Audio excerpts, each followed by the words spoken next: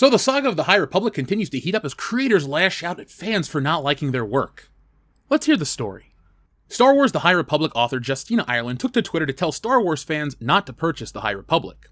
Ireland telling Star Wars fans not to purchase The High Republic comes after she recently bashed white men.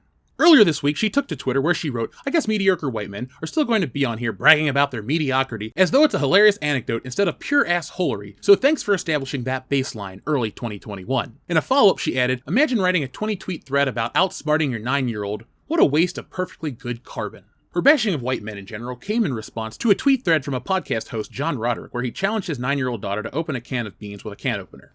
Now, as first reported by Disney Star Wars is Dumb, Ireland is telling Star Wars fans not to purchase The High Republic. Ireland responded to a tweet from Motherboard writer Gita Jackson. Jackson wrote, "Content creators, it used to be common folk wisdom not to share your political beliefs for fear of losing fans. How far the last 4 years have changed that. Are you still afraid of losing fans?" In a follow-up, she wrote, "If you're okay with calling your audience of assholes, do you have a secondary revenue stream? Patreon, or is it just ad revenue?"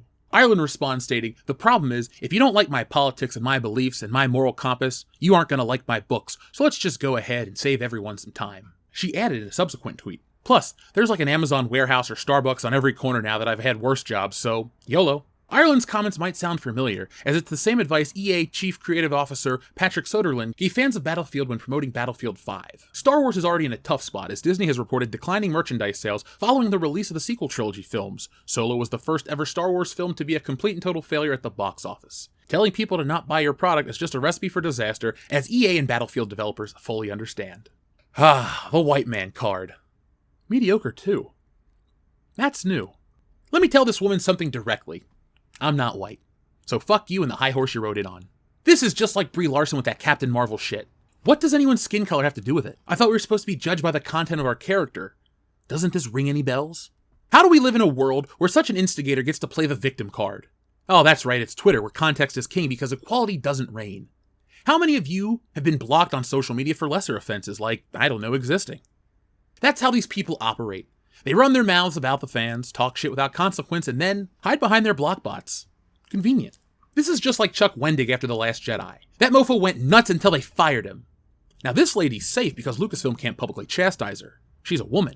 That would go against Kathleen Kennedy's new world she's built for Star Wars. This is just one of the many reasons why I don't believe that bullshit about the new timeline. Look, it's the same shit, different day. Justina Ireland going after fans for not liking her rousing adventures of Ram Jamaram and Leox Gayasi, which, by the way, is an anagram for Leo X is gay, which is historically accurate, but weird. Star Wars is an alien world, but this feels out of place anywhere. Lucasfilm operates the same way it always has under Kathleen Kennedy, which means she's still in charge. We already have confirmation that the war inside Lucasfilm was bullshit. I'll have confirmation of that late next week. Why do we keep thinking Star Wars has changed? It hasn't. We keep hearing there's a new timeline coming. So we're excited, right? Well, again, it's just wish fulfillment. The High Republic gave us many things, but a new Star Wars timeline isn't one of them. And here it is. It also confirms what we all feared. All roads do lead to Jake Skywalker. One more thing. The High Republic is brand spanking new, but it has already shit the bed. How bad? Let's find out. Star Wars The High Republic author Kevin Scott admits to blundering how a lightsaber works. Star Wars The High Republic author Kevin Scott admitted to making a pretty blatant mistake in regard to how lightsabers work in the first issue of Star Wars The High Republic. The first issue, which was published by Marvel Comics on Wednesday, follows Jedi Padawan Keeve Tanis and her master Skur. That's a great name. The two Jedi are training on the planet of Shuridan in the Republic frontier. After a quick skirmish, Skur challenges Keeve to climb the needles and obtain a Tythonian pendant that he hung at the top of one of the peaks. So here's the image right here, and instead of boring you with an excruciating play-by-play of each moment that happens, long story short, the lightsaber would continue to cut through this rock. It wouldn't just stop her, so I think that's what the point is. Now, it's interesting that this person just outright admits that they made a mistake, which is kind of nice, I'll be honest. Instead of attacking the fans or going after people, he says, yeah, I'll take that one on the chin. If I could go back and do that page again, I'd suggest she grabs the needle of the rock when she used the saber to slow her. Putting my fix-it hat on, you could suggest that she increased the density of the blade's containment field in similar to those EU sabers where you could just adjust the length of the blade, but I doubt it would have taken the weight for so long, unless of course she was using the Force anyway. Thanks for getting in touch. Hope you enjoyed the rest of the issue. May the Force be with you. Now this is all anyone wanted. Was it that hard? No. And that's why I'm not going to harp on this point.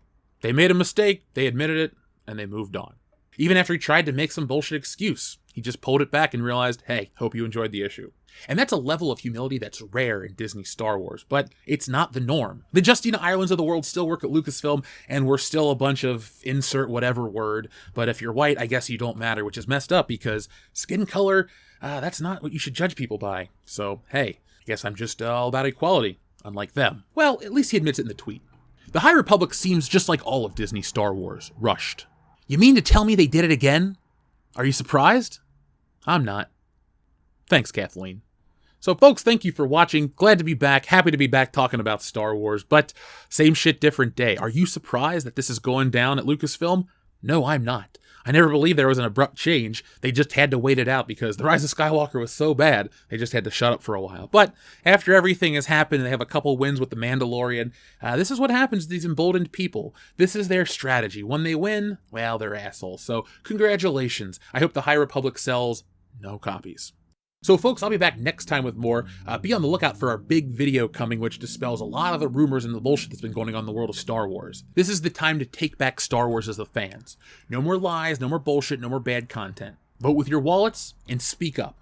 That's all you can do, and that's definitely enough. So folks, I'm going to go. Thanks for watching. Make sure you join our Patreon page, sign up for the comic link in the description below, and always be excellent to each other.